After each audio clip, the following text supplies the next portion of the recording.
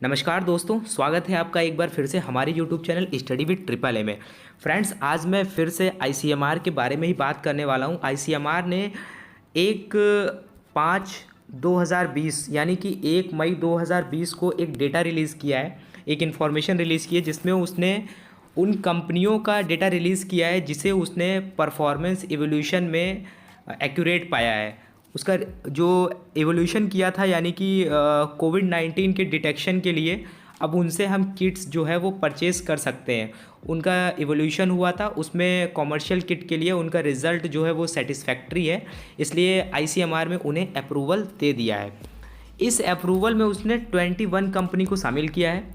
21 कंपनियों को अप्रूवल दिया है, जिसमें से 11 कंपनी जो है वो फॉरेन की कंपनी है, बाकी 10 जो है वो इंडियन कंपनी है। 10 जो है वो इंडियन कंपनी है, उस इंडियन कंपनी को इंक्लूड किया है। उसमें से एक कंपनी है GCC बायोटेक, जिसमें मैं ऑलरेडी जॉब करता हूँ, उसी कंपनी में मैं जॉब करता हूँ, उसे भी इंक्लूड किया गया है।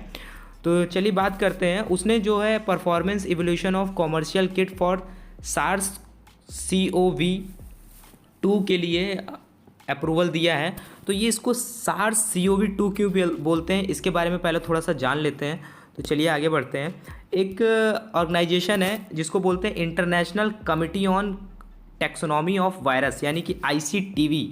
ICTV क्या करता है? ICTV किसी भी वायरस का नाम ऐसे ही नहीं पड़ जाता है, उसके उसकी जो जेनेटिक इन्फॉर्मेशन होती है उसके बेसिस पे उसका नाम रखते हैं।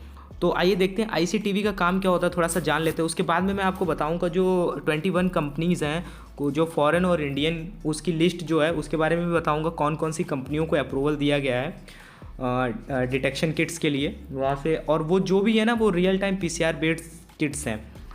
जैसा कि आप देख रहे हैं, मैंने यहाँ पे लिखा हुआ है ICTV announced severe acute respiratory syndrome, जिसको क्या बोलते हैं? SARS बोलते हैं।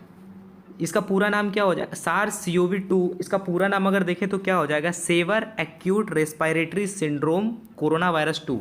अब यहाँ मैं आपको बताना चाहता हूँ ये इसका मतलब क्या है। सेवर एक तरीके से देखा जाए कि बहुत ही गंभीर जो हो, और एक्यूट मतलब बहुत ही तेज़ी से फैलने वाला। तो सेवर बहुत ही गंभीर तेज़ी से, और ये रेस्पिरेटरी क्या है यानी कि सांस लेने में जो सांस से रिलेटेड, ब्रीदिंग से रिलेटेड सिंड्रोम यानी डिजीज़, यानी कि एक बहुत ही घातक आपको जो रेस्पिरेटरी डिजीज़ होती है उसके बेसिस पे इसका नाम दिया गया है, इसीलिए इसको SARS बोलते हैं। और कोरोना वायरस 2, अब कोरोना वायरस 2 क्यों बोलते हैं? As the name of the new virus, इन्होंने एक न्यू वायरस जिसको 11 फरवरी को ये नाम दिया था, किसने? ICTV ने। This name was chosen because the virus is genetically related to the corona virus responsible for the SARS outbreak of 2003 में जो वायरस था उससे जेनेटिकली ये रिलेटेड था। और रिलेटेड तो था, लेकिन जो दोनों वायरस हैं वो एक दूसरे से डिफरेंस है, दोनों में डिफरेंस है, इसलिए उसको कोरोना 1 बोला गया था, इसीलिए इसको यहाँ पे 2 बोला गया। इसलिए इसका पूरा नाम क्या पड़ गया? SARS-CoV-2 यानी कि SARS कोरोना वायरस 2।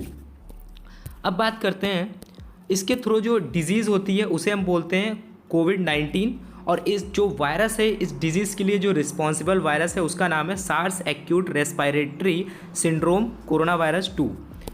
इसके बाद देखते हैं, ये ICMR का कुछ डेटा है। ये डेटा है 1 मई 2020 9 बजे का है, मॉर्निंग का डेटा है। इतने टाइम तक 9,02,654 सैंपल जो हैं वो टेस्ट हुए हैं। इतने सैंपल की टेस्टिंग की गई है, जो कि बहुत कम है देखा जाए तो। स्टेटमेंट ऑफ ICMR, कुछ दिन पहले एक इन्फॉर्मेशन आ रही थी कि इंडिया ने चाइना से कुछ किट्स परचेज़ करी थी। इंडिया ने जो है चाइना से कुछ किट परचेज़ करी थी, अराउंड 5 लाख किट्स, जो कि एंटीबॉडी बेस्ड टेस्टिंग किट्स थी। इसमें देख सकते हैं कि ICMR ने क्या बोला था, उन किट्स को यूज़ करने के बाद उनके रिज़ल्ट में बहुत बड़ा वेरिएशन आया था। इसको लेके ICMR में गवर्नमेंट ने क्या बोला था, यूनियन टेरेटरी ने, कि आप जो है ऑल ओवर स्टेट्स को बोला था कि जो रैपिड एंटीबॉडी कोविड टेस्टिंग के लिए आप जो किट्स यूज़ कर रहे हैं जो चाइना से परचेज़ की गई थी उनको स्टॉप किया जाए। किस वजह से? ड्यू टू वेरिएशन, जो इसका परफॉर्मेंस है इसमें ह्यूज वेरिएशन आया था, इस वजह से गवर्नमेंट ने बोला था कि इसके यूज़ को जो है स्टॉप किया जाए। और जो इसका वेरिएशन आया है, इस वजह से हम चाइना को एक भी रुपए पेमेंट नहीं करेंगे, यानी कि इंडिया का सिंगल रुपए भी बर्बाद नहीं जाएगा। हम चाइना को, चाइना के सप्लायर को इसका पेमेंट नहीं करेंगे। उसके बाद इंडिया ने कितने around 5 lakh rapid antibody test kit खरीदे थे फ्रॉम द 2 कंपनी। ये 2 कंपनी है जिनका नाम है ग्वांगझो और दूसरी है बायोटेक और दूसरी है लिवजॉन डायग्नोस्टिक।